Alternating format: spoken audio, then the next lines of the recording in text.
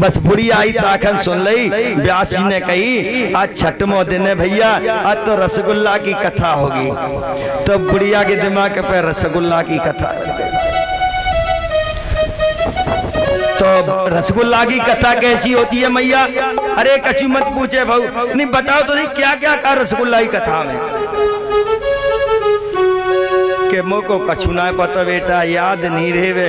कथा में बैठूं जब तो खूब अच्छा लगे सुनूं, और फिर नींद आ जाए तो थोड़ी सी सोई भी लूं, और घर को आऊं खूब आरती करूं, पर कथा की ना पता। तो बोली मैया अगर मुंह में तुम्हें गाली गिलौज है जाए और ससुर साहब 1 महीना बाद आवे तो 1 महीना की रिपोर्ट पूरी दे दे कि भाऊ ने मोते जी गाली दई और जाबात पे झगड़ो भयो। 3 घंटा की रिपोर्ट माताएं बैठी बैठी सुना देंगी 1 महीने बाद की है। और यहाँ कथा को अगर पूछा जाए 1 घंटे बाद हमने कथा क्या सुनाई, कहीं ध्यान ना आने जाने क्या कह रहे, कुछ सुनी तो थी। तो ऐसा नहीं। बोलिए वृंदावन बिहारी लाल की जय हो। जो ले नाता तू प्राणी भगवती भगवान से, भागवत भगवान जो ले नाता तू प्राणी भागवत भगवान जोड़ लेना भागवत भगवान से, जोड़ लेना पुरानी भागवत भगवान से, जोड़ लेना पुरानी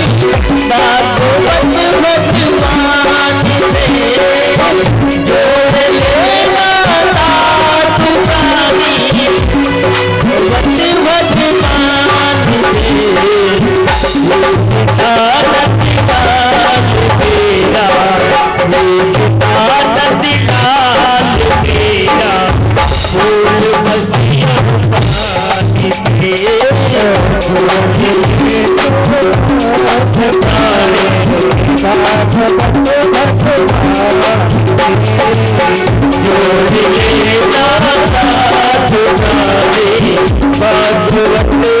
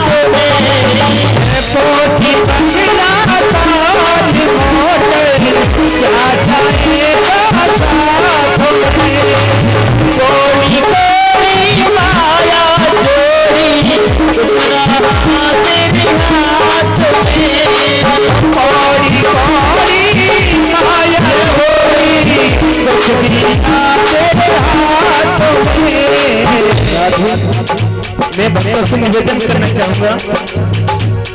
देखिए किसी कवि ने बताया है कि पेड़ की शोभा डाली से, भोजन की शोभा थाली से, और भजन की शोभा ताली से, लेकिन लड़ाई की शोभा गाली से। लड़ाई की सेवा नहीं, ताली बजा दो जोर से। ताली की सेवा करते हुए भजन में ताली बजा बजा क्या हो।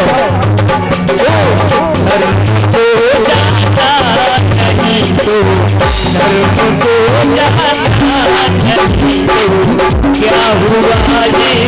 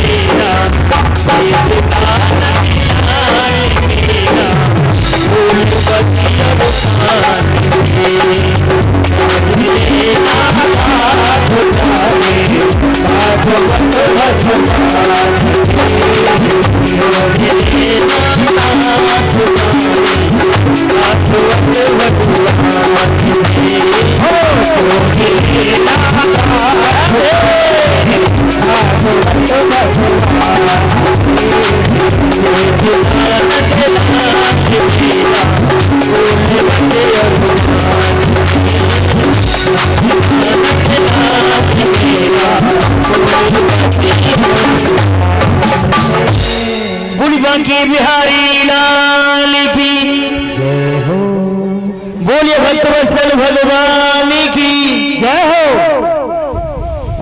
जय जय जय श्री जय। तो संतों का आशीर्वाद पहले लेना है, संतों की सेवा पहले करनी है।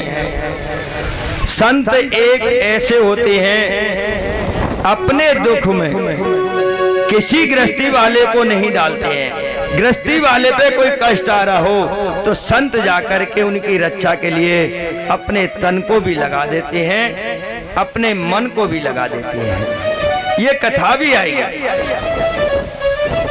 अजामिल की कथा जब आती है, संतों को क्या लेना देना था, परंतु देखा इस अजामिल का उद्धार करने के लिए हमें उसके यहाँ जाना है।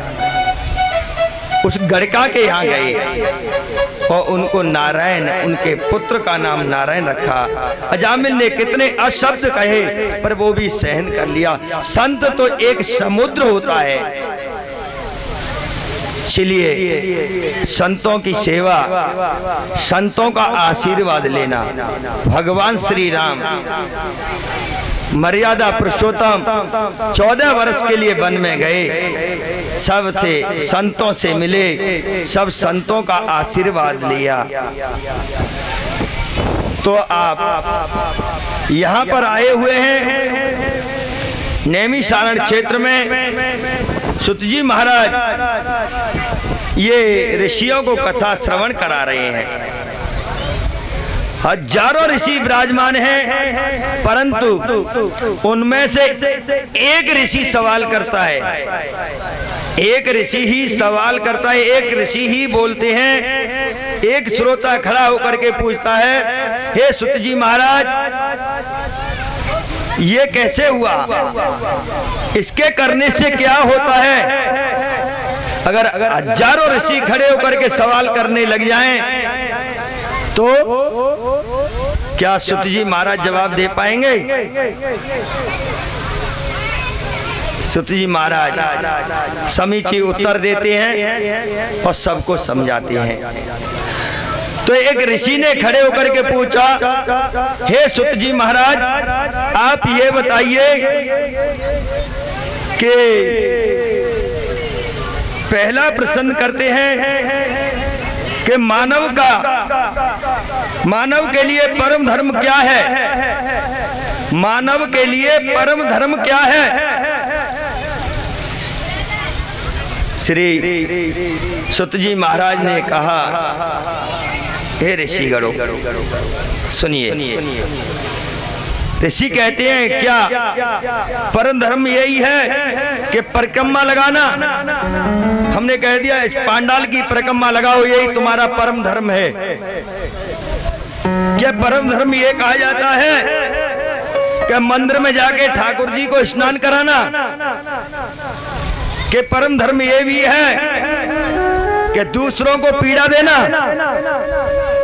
कि परम धर्म ये भी है कि धन इकट्ठा करना और अपने परिवार का संचालन करना?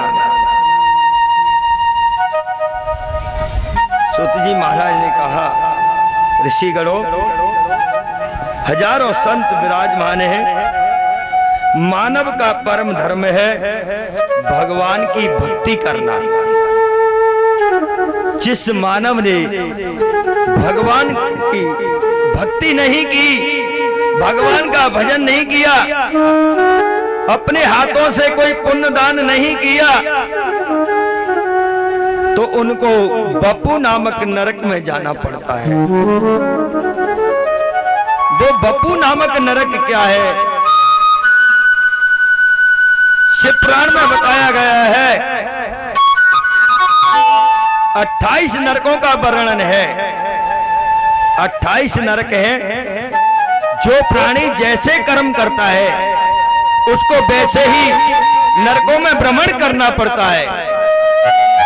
इस प्राणी को बपू नामक नरक में वो प्राणी जाते हैं जो अपनी मर्जी से कार्य करते हैं, अपने शरीर का त्याग कर देते हैं, अपना प्राणांत कर लेते हैं। कोई फांसी लगाता है, कोई विष पी लेता है, कोई कुछ करता है। तो अपनी मर्जी से कोई भी कार्य करने वाले को बपू नामक नरक मिलता है।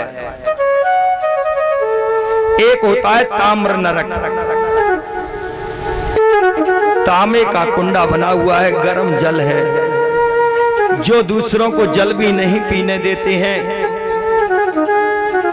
कोई गाय जल पी रही है, आपने डंडा मार दिया। कोई संत प्यासा है, कोई ब्राह्मण प्यासा है, कोई जीव प्यासा है, उसको जल नहीं पीने दिया, तो ऐसे प्राणी को ताम्र नरक में फेंका जाता है। आज सुत जी महाराज कह रहे हैं। दूसरा सवाल पूछते हैं, प्राणी जब मंदिरों में जाते हैं उनको बड़ी विकृति होती है, बड़ी मन में बेचैनी हो जाती है। क्यों होती है बेचैनी? जाते हैं, कहते हैं अरे इस मंदिर में तो हमारी दुर्गा मैया बड़ी है। जब देवताओं युद्ध करते करते थक गए, शोभ निशोभ दानव महिषासुर इत्यादि का वध नहीं कर सके, तो माता दुर्गे के पास गए और प्रार्थना करने लगे, या देवी सर्वभूतेषु शक्ति रूपेण संचिता नवत्तस्यै नवत्तस्यै नवत्तस्यै नमो नमः। कहते हैं दुर्गे मैया बड़ी है। मन में फिर विकृति आती है, विडंबना होती है, नहीं नहीं, मैया से बड़े तो हमारे भोले बाबा है शंकर जी। क्योंकि जब समुद्र मंथन हुआ था, कालकूट नाम का विष निकला, तो बाबा भोले शंकर को उसको पिला दिया गया, उसको पान कर गए। कालकूट नाम का विष, संसार में उसको किसी ने पान नहीं किया। कोई कहता है नहीं, फिर मन में विकृति आती है। अरे सबसे बड़े तो हनुमान जी हैं। कहते हैं कवन सो काज कठिन जगमाई, जो तात तुमसे होता कि नहीं। हे तात, ऐसा कौन सा काम है जो तुमसे नहीं हो पा रहा है। और अगर वो नहीं होते तो राम लक्ष्मण के प्राण नहीं बचते, सजीवनी लेकर के आए और हेरावर ले गया पाताल में। वहां भी हनुमान जी ने भी सहायता करके उनकी रक्षा की। कोई कुछ कहता है, फिर मन में विकृति आती है, नहीं इनसे सबसे बड़े तो ब्रह्मा जी हैं। ब्रह्मा जी क्यों है बड़े? अरे ब्रह्मा जी नहीं होते, जब भगवान वामन का अवतार हुआ था, जब उन्होंने राजा बलि से 3 पग जमीन मांगी, तो जैसे ही अपना चरण उठाया तो एक चरण उनका आकाश में चला गया, ब्रह्मलोक में जाके लगा। ब्रह्मा जी ने उनके सीधे पैर के अंगूठे को धो करके अपने कमंडल में रख लिया, उसी से गंगा प्रकट हो गई। आज गंगा, ब्रह्मा जी नहीं होते, गंगा धरातल पे नहीं आती तो हम लोगों का उद्धार नहीं होता। गंगे गंगे कहते हुए अगर 1000 किलोमीटर से भी आप गंगे का उच्चारण करते हैं तो मुक्ति हो जाती है। आज महाराज कलयुग के भक्त अनेक प्रकार का मन में चिंतन करते हैं। तीसरा प्रश्न ऋषियों ने किया, महाराज व्यक्ति के मन में भ्रम हो जाता है कि भगवान को वेद में अजन्मा क्यों कहा गया है? भगवान को वेद में अजन्मा क्यों कहा गया है? जब भगवान का जन्म नहीं होता है तो दशरथ के घर राम बन के क्यों आए? कौशल्या के पुत्र राम क्यों कहलाए? और देवकी नंदन वसुदेव पुत्र कृष्ण कैसे कहलाए अगर उनका जन्म नहीं होता है? शास्त्रों में कहते हैं भगवान का जन्म नहीं होता है, भगवान को अजन्मा कहा जाता है। बताइए, भगवान का जन्म नहीं होता है, भगवान का तो अवतार होता है, ऐसा कहा। इसी कहते हैं, चौथा प्रश्न करते हैं। चौथे प्रश्न में कहते हैं भगवान ने अवतार कितने लिए? ऋषिगण कहते हैं भगवान ने अवतार कितने लिए? और कुछ विद्वान कहते हैं भगवान ने 10 अवतार लिए। कितने अवतार? 10 अवतार। कुछ ऋषिगण कहते हैं नहीं, भगवान ने 24 अवतार लिए। 5वां सवाल किया, 5वां प्रश्न हमारा यह है कि भक्तों को और भक्ति को सबसे बड़ा क्यों माना गया है? महाराज जो भक्त हैं वही भक्ति है, जहाँ भक्ति है वहाँ भक्ता है। अतः अशोध्यम प्रक्तायम समुद्रो व्रते मनीषा। उन्होंने कहा समुद्र कभी अशुद्ध नहीं होता है, समुद्र हमेशा शुद्ध रहता है। गंगा जल कभी अशुद्ध नहीं होता है, गंगा में अगर सुअर को भी डुबा दिया जाए तो गंगा अपवित्र नहीं मानी जाती है, पवित्र ही मानी जाती है। ऐसे ही ब्राह्मण जो होते हैं, ब्राह्मण भी पवित्र माने जाते हैं, परंतु कब माने जाते हैं? ब्राह्मण अगर यज्ञोपवीत धारण करता है, शिखा बंधन करता है, तिलक लगाता है और संध्या वंदन करता है, गायत्री मंत्र का पाठ पढ़ता है, तो वो ब्राह्मण पवित्र माना जाता है। अगर गंगा जल को आपके ब्राह्मण की इतनी व्याख्या कर दी, महाराज हर ब्राह्मण तो नहीं कर पाते हैं, तो गंगा जल, पूरा गंगा जल पवित्र भी नहीं होता है। अगर कटोरी में गंगा जल निकाल के रख दिया जाए, अगर उसको बिल्ली या कुत्ता या सुअर झूठा कर दे तो वो उसको अपवित्र माना जाता है। और गंगा जी में पूरा सुअर को डुबा दिया जाए तब भी गंगा जी पवित्र होती है, अपवित्र नहीं होती है। ऐसे ही संध्या वंदन पूजा पाठ करने वाला, यज्ञ पवित्र धारण करने वाला, शिखा बंधन बांधने वाला, चंदन लगाने वाला, ठाकुर जी को स्नान करने वाला ब्राह्मण पवित्र माना जाता है। सूत जी महाराज कहते हैं, छठवां प्रश्न ये करते हैं, महाराज भगवान ने अपने लीला को संपन्न करके गोविंद ने भगवान ने गीता में ये क्यों कहा गया कि धर्म संस्थापना थायर संभवानी युगे युगे, मैं धर्म की स्थापना करने के लिए इस पृथ्वी पर अवतार लेता हूं। धर्म की स्थापना कहते धर्म संस्थापना थायर संभवानी युगे युगे, युग युग में आकर के जब धरती पे अधर्म होता है तो मैं वहां जाकर के और अवतार धारण करता हूं, ऐसे बताया गया। आज महाराज इस तरीके से 88,000 ऋषियों ने सूत जी महाराज से ये सवाल किए। सूत जी महाराज ने महाराज समीची उत्तर देने लगे। समीची उत्तर देते हैं, ये करने से ये होता है, धर्म के लिए हर प्राणी अपना जीवन यापन कर देता है। हे भगवान, मेरा भी कोई धर्म में हिस्सा लग जाए, मैं भी कुछ धर्म कर लूं जिससे मेरा भी कल्याण हो जाए। अधर्म तो हर प्राणी कर देता है, धर्म करने के लिए तैयार हो, धर्म में आसक्ति रखे, धर्म में मन को लगाए, वो ही परमात्मा का प्रिय भक्त होता है। आज कहते हैं नारद जी हमेशा धर्म का प्रचार करने के लिए भ्रमण करते रहते हैं। नारद जी अधर्म का प्रचार नहीं करते हैं, धर्म का प्रचार करते हैं। नारद जी को क्या लेना देना है? नारद जी इसलिए करते हैं जन कल्याण के लिए, विश्व कल्याण के लिए।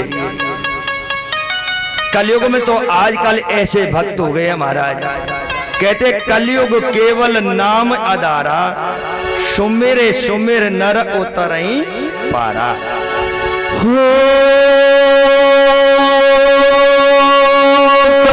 जब केवल नाम आधारा, सुमेरे सुमेर नर उतरई पारा।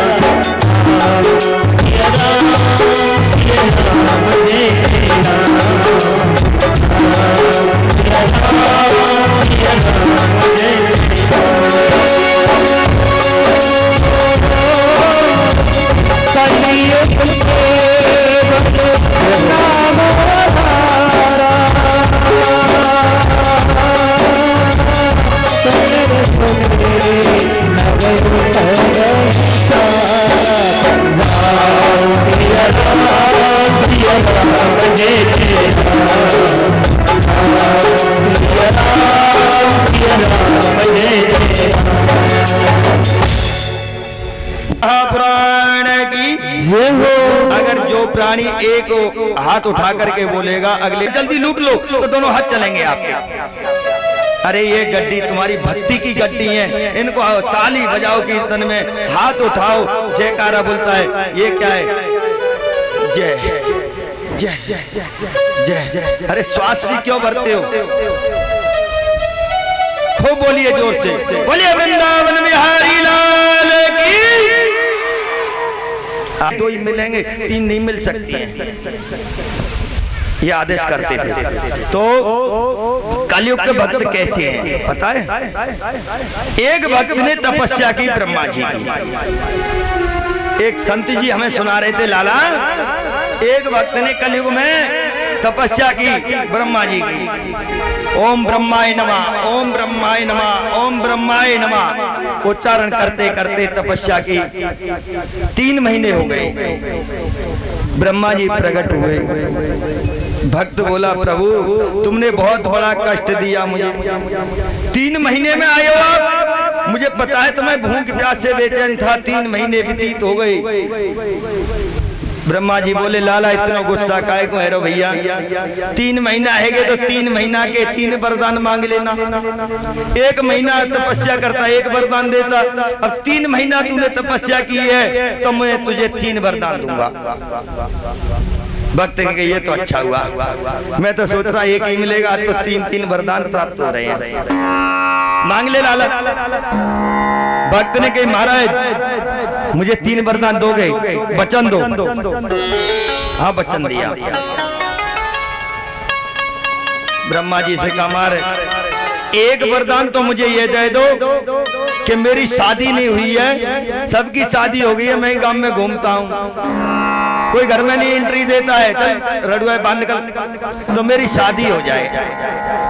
ब्रह्मा जी बोले ठीक है लाला है जागी। दूसरा वरदान ये दे देना महाराज टूटी सी झोंपड़ी पड़ी है और मेरा घर पे सुंदर सा महल बन जाए बहू आए तो, ये भी दिया। तीसरा वरदान ये दे देना महाराज जी जब चाहूं तब 3 वरदान आपसे फिर मांग लो। ब्रह्मा जी ने कही 1 बार में मांग लेता भाई, नहीं, तीसरा वरदान मुझे ये दे दो जब चाहूं तब मैं 3 वरदान आपसे फिर मांग लूं। ब्रह्मा जी ने कही ठीक।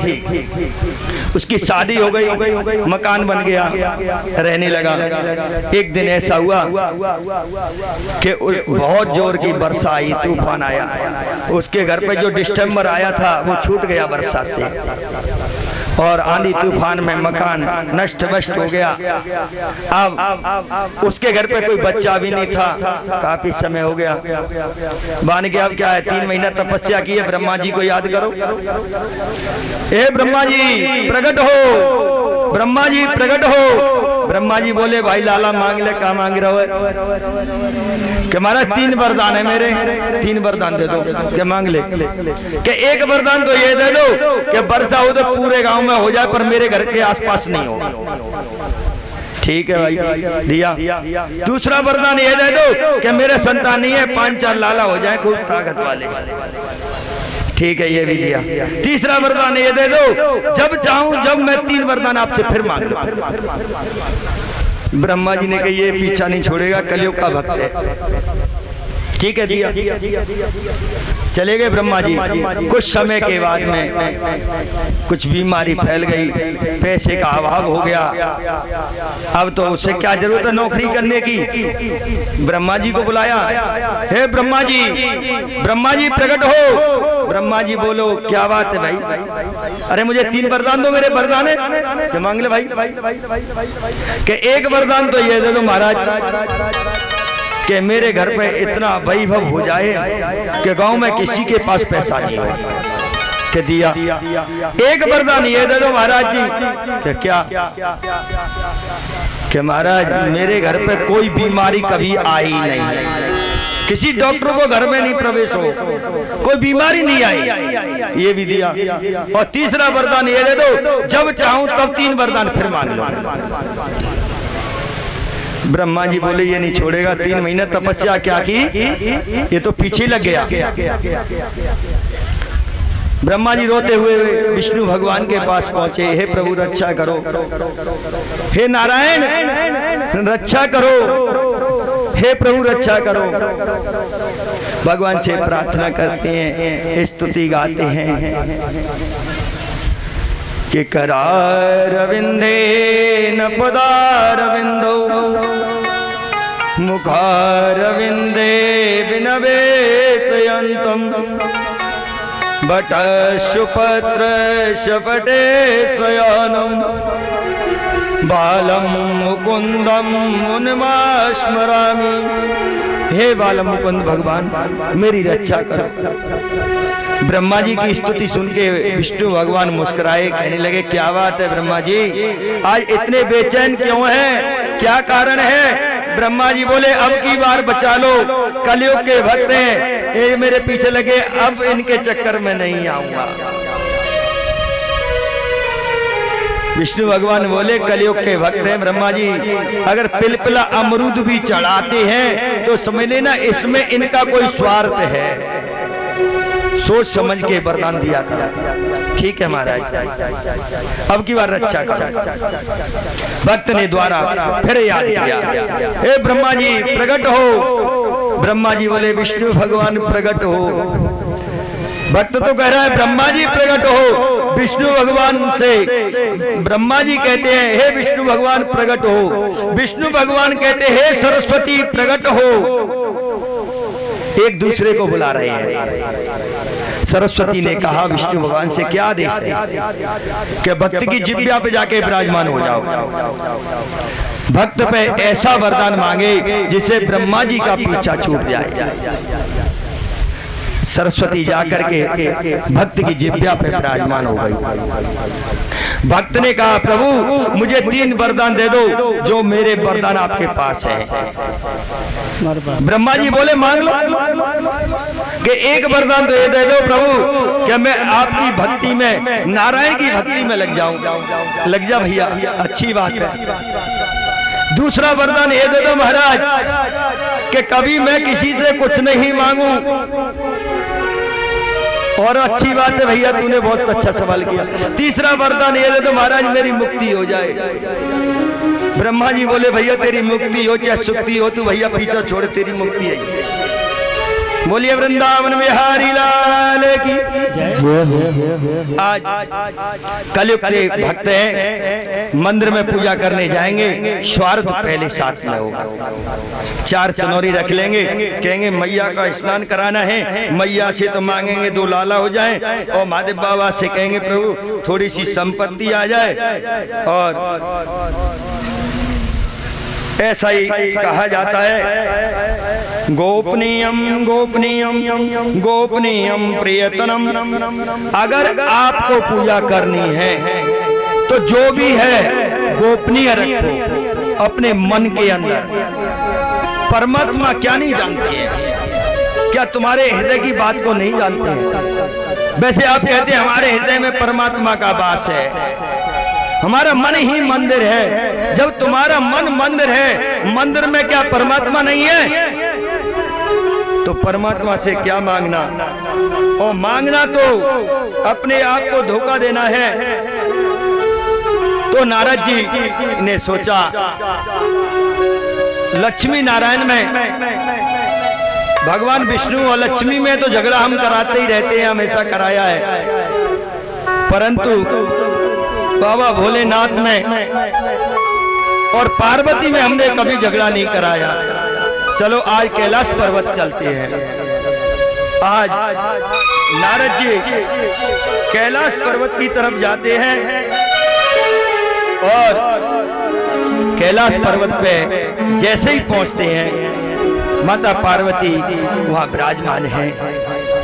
बड़े बड़े सुंदर मोदक बना करके एक थाल में सजा करके बैठी हुई हैं। नारद को देख करके बोली हे पुत्र नारद आइए विराजिए। नारद जी कहने लगे माता क्या बात है,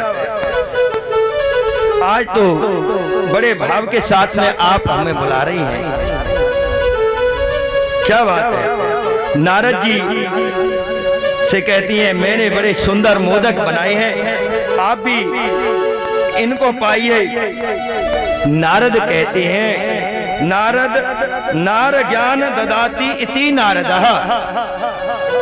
नारद किसको कहा जाता है? जो नारद ज्ञान को दे, जो ज्ञान प्रदान करे और जो अपनी ज्ञान शक्ति से सबको समझा सके उसको नारद कहते हैं। नारद ददाति इति नारद। नार अज्ञानम वदति खंडते इति नारदः। जो नारद की बात का खंडन नहीं कर पाए उसको नारद कहते हैं।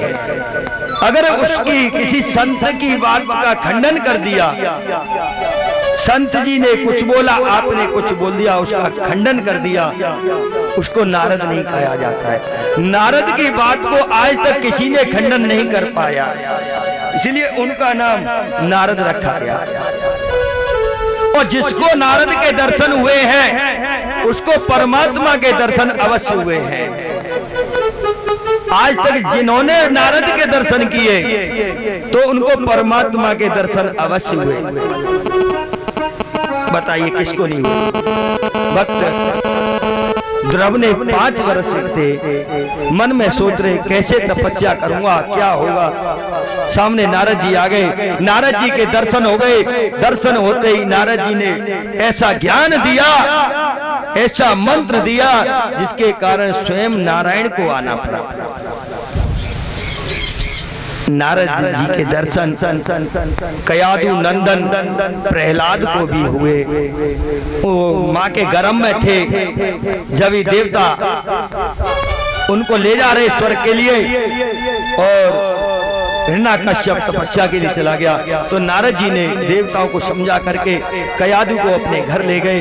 तो नारद के दर्शन हुए जन्म होते ही, और उनसे ज्ञान में प्राप्त हुआ।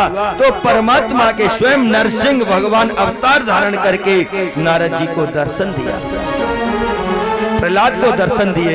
नारद जी का ही तो ज्ञान था, पहले नारद जी के दर्शन हुए। शास्त्रों में बताया जाता है, आज माता पार्वती ने बड़े भाव से बुलाया। नारद जी पास में तो चले गए, पास में जाकर के उदास मन से बैठ गए, उदास मन से बैठ गए। मैया बोली, लाला नारद क्या बात है, काहे को परेशान है भैया? नारद जी बोले, मैया मुझ पे आपका दुख नहीं देखा जाता है। कहिए कुपुत्रो जाए तो कुचित माता न कुमत भवती। माता तो पुत्र पैदा करती है, कुपुत्र पैदा नहीं करती है। कुपुत्रो जाए तो कुचित माता न कुमत भवती। तो माता आप दुखी हैं और आप कष्ट में हैं, तो मैं कैसे प्रसन्न रह सकता हूं? माता पार्वती बोली, पुत्र मैं कुछ समझी नहीं, आप मुझे स्पष्ट समझाओ, क्या कहना चाहते हो? मैया मैं तो ये कहना चाहता हूं कि बाबा भोले शंकर आपसे कितना प्रेम करते हैं, बताओ। मैया बोली, नारद भोले शंकर मेरे प्राणनाथ भूत भावन मुझसे इतना अगाध प्रेम करते हैं जिसका वर्णन मैं नहीं कर सकती। अच्छा,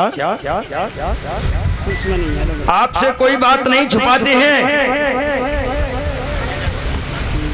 कि नहीं? पुत्र नारद, आज तक बाबा भोले शंकर ने मुझसे कोई बात नहीं छुपाई है, जो कुछ भी होता है मेरे सामने प्रकट कर देते हैं। नारद कहने लगे, मैया तुम कितनी भोली हो, बताओ कितनी भोली हो, ये बताओ। बाबा ने ये बताया, ये मुंडों की माला जो पड़ी है वो किसकी है? वो कितनी सौभाग्यशाली है, कितनी अच्छी है कि बाबा भोले शंकर अपने हृदय से अलग एक क्षण के लिए भी नहीं करते हैं। और आप इतनी तपस्या करती हैं, आप इतनी की सेवा करती हैं, आपको छोड़ करके 6-6 महीने के लिए 1-1000 वर्ष के लिए समाधि में लीन हो जाती हैं,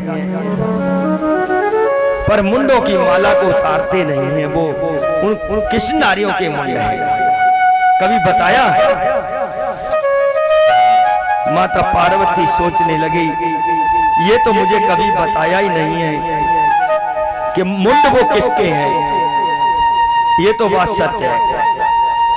अगर किसी पत्नी का, कोई पति दूसरी नारी का फोटो अपने साथ रखे और वो बार बार उसको देखे, उसकी नजर पड़ जाए, अपने साथ में रखे, तो उसकी पत्नी का अधिकार होता है, वो पूछ सकती है कि ये फोटो किसका है? आपने मेरा फोटो तो अपने पर्स में लगाया नहीं कभी, ये किसका फोटो है? थोड़ा उसको गिलानी होती है। आज मैया को समझ में आ गया, नारद जी इतना कह करके नारायण नारायण करके अब वो तो वहां से चले गए। जैसे ही गए माता पार्वती गुस्सा में होकर के अब वो एक गुफा में चले गए। पहले मकान बनते थे तो एक कच्छ अलग बनाया जाता, उस कच्छ का नाम रखा जाता क्या? कोप भवन। कोप भवन कहते हैं रूठने का कच्छ। उसमें पति और पत्नी दोनों बैठ करके विचार विमर्श करते, आपस में राजीनामा कर लेते, कोई दूसरा नहीं सुने। आजकल तो कोप भवन नहीं बनाते हैं, आजकल तो कूप भवन बनाते हैं, दुनिया सुन ले। क्योंकि कूप माने कुआं में आवाज देंगे और भी सुने। तो कोप भवन में चली गई। बाबा भोले शंकर ने जाकर के पूछा, हे देवी क्या बात है, क्यों उदास है? जब माता रूठती हैं, अगर पति पूछे तो मैया अपना मुखारबिंद पीछे को कर लिए, हटो हम आपसे बात नहीं कर रहे हैं। पतिदेव कहेंगे ऐसी क्या बात हो गई है, इतनी नाराज क्यों है? नहीं नहीं हमें बात नहीं करनी, आपसे दूर रहो हमसे। अरे क्या बात है? वो बेचारे बहुत उदास हो जाते हैं। भले मैया पीछे को मुंह करके हंस रही हो कि आप देखेंगे इनको। बाबा ने कहा क्या बात? देवी ये बताओ क्या नारद जी आए थे? माता पार्वती को रोष आ गया। हाँ नारद आए थे। तुमको ऐसा ही लगता है मेरा पुत्र नारद सत्य बात बोलता है तो सबको ऐसा होता है? नारद आए, नारद आकर के चुगली कर गए, नारद हमको भड़का गए।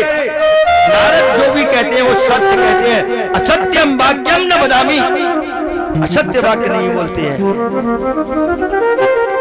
आज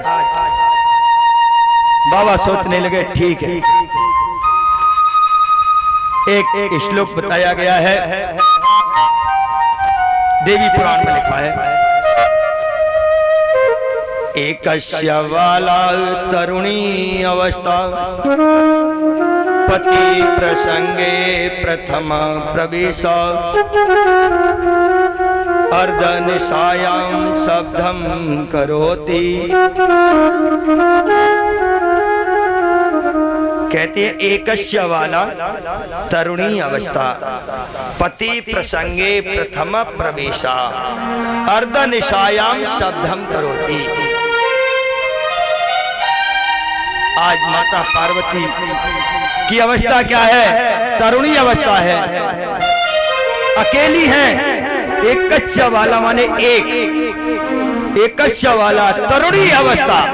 बाबा भोले शंकर की आयु हजारों वर्ष की है और माता पार्वती की तरुणी अवस्था है। एकस्य वाला तरुणी अवस्था पति प्रसंगे, पति से प्रसंग करती हैं, पति प्रसंगे प्रथम प्रवेशा, प्रथम प्रवेश करती हैं। शब्दम करोति, क्या शब्द करती हैं? हे प्रभु मुझे तो ये बताओ ये मुंडों की माला किसकी है? बाबा कहते हैं, क्या कहते हैं? देवी आप इस सवाल को नहीं करें तो अच्छा है, परंतु शास्त्रों में बताया गया है त्रियाहट, बालहट, राजहट। महाराज ये हट सबसे बड़े बताए गए हैं। राजा हट कर ले उस काम को करेगा, त्रियाहट कर ले तो उस काम को करेगी, मानेगी नहीं। बालहट बच्चा हट कर ले तो उसको करेगा नहीं तो प्राण दे देगा। आज माता पार्वती ने हट कर लिया। बाबा भोलेनाथ कहने लगे देवी ये मुंडों की जो माला मैंने धारण की है ये और किसी के मुंड नहीं है, ये तो आपके ही मुंड हैं। माता कहती है मेरे मुंड? जी इतनी बार आपका मरण हो गया, इतनी बार आपका जन्म हुआ, पुनरपि जननम पुनरपि मरणम, बार बार जन्म लिया आपने और बार बार मर गए। जितनी बार आपका जन्म हुआ मरण हुआ, मैंने आपके मुंड लेकर के अपने गले में धारण कर लिया। माता पार्वती कहती हैं एक बात बताओ मैया, राधे राधे, बातचीत ना करें, बोलिए वृंदावन बिहारी लाल की। बातचीत करना ठीक नहीं है। अभी 2 मिनट छुट्टी दे दें तो देखो जैसे चिड़िया बोलती है ना वैसे चालू हो जाएंगे। तो माता पार्वती कह रही है हे बाबा भोलेनाथ से, हे स्वामी मैं इतनी बार मर चुकी और आपका मरण एक बार भी नहीं हुआ, इसका कारण क्या है? बाबा कहते हैं देवी हमने अमर कथा सुनी है, अमर कथा को धारण कर लिया है इसलिए अमर हो गए हैं। आपने अमर कथा नहीं सुनी है इसलिए आपका मरण होता है बार बार। तो माता पार्वती को और रोष आ गया, गुस्सा हो गया। चलो हम आपसे बात नहीं करते हैं, आज हम छोड़ के आपको चले जाएंगे। क्यों कि आज तक आपने हमें अमर कथा क्यों नहीं सुनाई? हम बार बार जन्म लेते रहे मरते रहे, आप एक बार भी नहीं मरे। उस अमर कथा को हमें सुना देते तो हमें मरने का चक्कर खत्म हो जाता, जन्म लेने का पुनरपि जननम पुनरपि मरणम क्यों करना पड़ता? मातृ गर्भ में क्यों जाना पड़ता? मातृ गर्भ तो एक बहुत बड़ा नरक है। देवी भगवान की ये अमर कथा है, आज तो हम अमर कथा सुनेंगे। आज तो बाबा से भगवान कहते ठीक, अंदर गुफा में ले जाते हैं, चारों तरफ देखते हैं कोई जीव जंतु तो नहीं है, कोई नर वानर किन्नर इत्यादि तो नहीं है। चारों तरफ देख करके उन्होंने देखा कोई नहीं है गुफा के अंदर। तो आज भगवान अमर कथा सुना रही हैं। कहते हैं अमर कथा सुनने से पहले बाबा कहते हैं देवी आपको हुंकरा देना है, अगर आपने हुंकरा देना बंद कर देंगी हम वह कथा कहना बंद कर देंगे, विराम कर देंगे। आप हुंकरा देती रहेंगी, हम आप लोग कहते हैं जी हाँ जी हाँ, तो उसमें कहते हैं हुंकरा देना बहुत जरूरी है। तो पता रहता है सामने वाला जगा हुआ है और श्रोता हुंकरा दे रहे हैं और वक्ता कथा कह रहे हैं। अगर श्रोता सो जाएं जयकारा नहीं बोले तो वक्ता पहले खर्राटे लेना शुरू कर देगा। तो आज मैया हुंकरा दे रही है और बाबा भोले शंकर अमर कथा सुना रही है। कैसे सुनाती है अमर कथा को बाबा भोले शंकर? कि अमर कथा हिम शिखरी पर और सुना रही त्रिपुरा, प्रेम सहित गिरी बरे सुता, हृदय कमल जहीरा। कि गिरवर पे गिरे जननी को सुना रही त्रिपुरार, उमा के पड़ गई सोना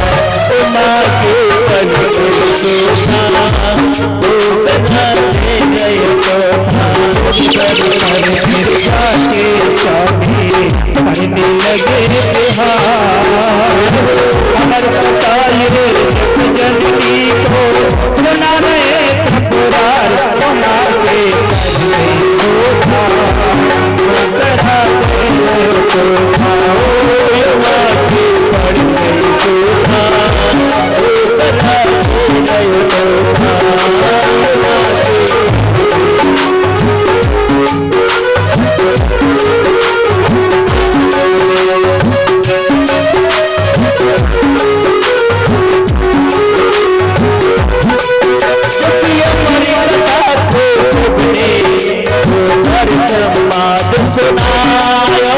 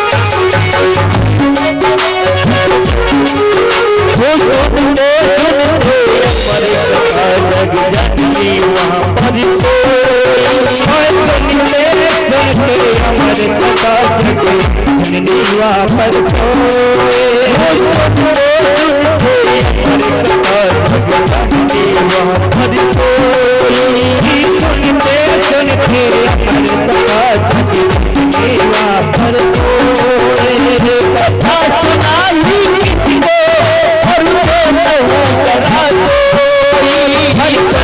सुनाई किसको और करा कोई सुनाई किसको और करा कोई कथा सुनाई किसको करा कोई ईश्वर की अद्भुत माया ईश्वर की अद्भुत माया ईश्वर की अद्भुत माया ईश्वर की अद्भुत माया कोई न पाता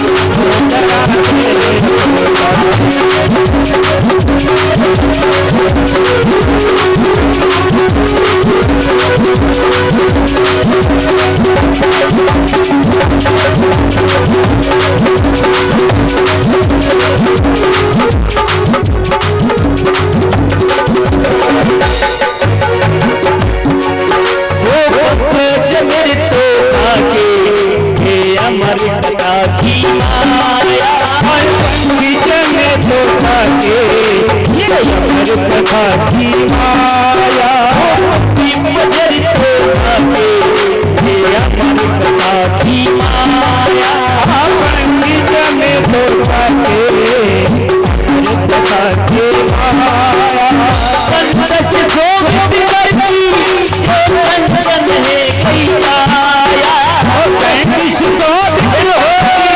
कंचन सी है कैया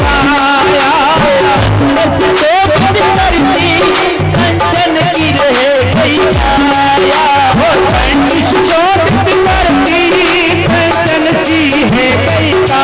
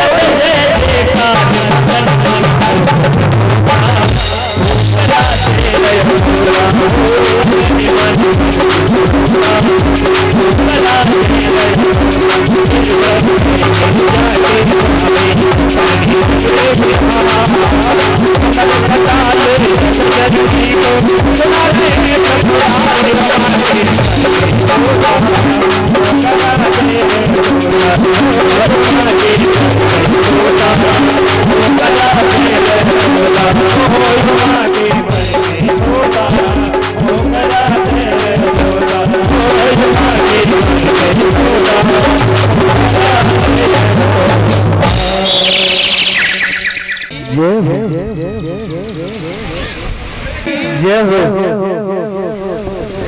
तो आज देखो किसी भक्त ने आपकी सेवा में ये प्रस्तुत किया है। आज क्यों वो ईश्वर है, आप अंश हैं। ईश्वर अंश जीव अविनाशी। ईश्वर ने जो किया है उसको आप नहीं कर सकते हैं। राम ने किया है, वो भी ईश्वर है परंतु मर्यादा पुरुषोत्तम है। मर्यादा में रह के जो उन्होंने पाठ पढ़ाया है उसको आप चाहे तो कर सकते हैं। क्योंकि राम प्राप्त समय जग करके अपने माता पिता के चरण स्पर्श करते थे, तो आप चाहें तो कर सकते हैं। उनकी आज्ञा का पालन करते थे, आप चाहें तो आज्ञा का पालन कर सकते हैं। कृष्ण ने दावा अग्नि को धारण कर लिया, पी लिया। ब्रज में एक बार आग लग गई थी, उसको कहते हैं दावा अग्नि। दावा अग्नि को पान कर लिया। आप एक माचिस की तिल्ली अंदर जला के बताओ, सब मुंह जल जाएगा, इधर उधर हिलाएंगे। भगवान ने एक बार भी नहीं किया। आज मैया तो सो गई। जो सुख साबित था अंडे में पड़ा हुआ था, उसने सोचा अगर हुंकरा नहीं दिया जाएगा तो अमर कथा अधूरी रह जाएगी। तो अंडे में से उनका प्राकट्य हुआ और हुंकरा देने लगे।